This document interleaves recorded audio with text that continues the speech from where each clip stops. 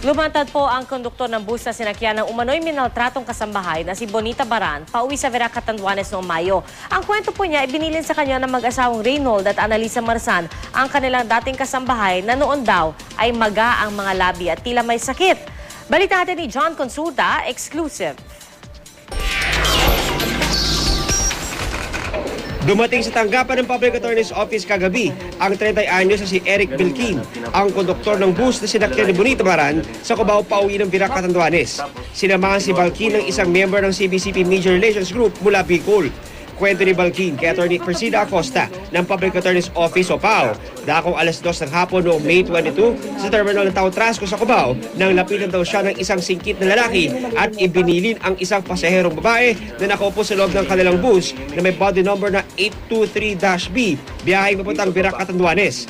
Nakasuot daw noon ng malaking sunglasses at long sleeves na puti ang babae na namumutok sa maga ang mga labi at tila may sakit.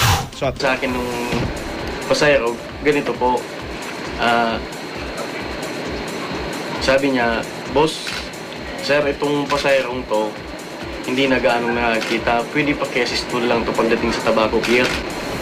Tapos, sabi nung lalaki, sabi niya, sige, pagdating sa pier, Tabaco Pier, hingan mo na lang siya ng pera. May kasama pong babae. Bago po sila bumaba ng bus, sinabihan pa ko ng babae na, boss, ikaw na lang ang bahala sa kanya.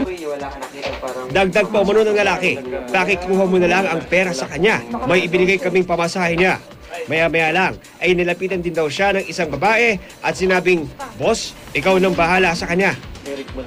Sa kanilang mahigit 12 oras na biyahe papuntang Tabaco Port sa Albay, kapansin-pansin daw na walang kibo ang ibiniling pasahero na minsan ay di raw bumaba ng bus para pumunta sa palikuran o bumili ng pagkain.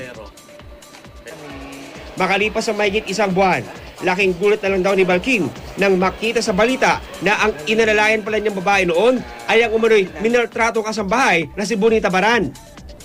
At ang mga amo ay ang mga mismong nakausap niya bago sila bumiyahe pa Catanduanes na sina Reynold at Annalisa Marsan.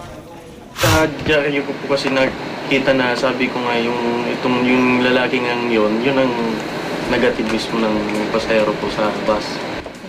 Ayon kay Attorney Persida Acosta, pinapatunayan lamang ng testimonya ng konduktor na hindi totoo ang paratang ng kampo ng Marsan na ama ni Bonita ang nanakit sa kanya.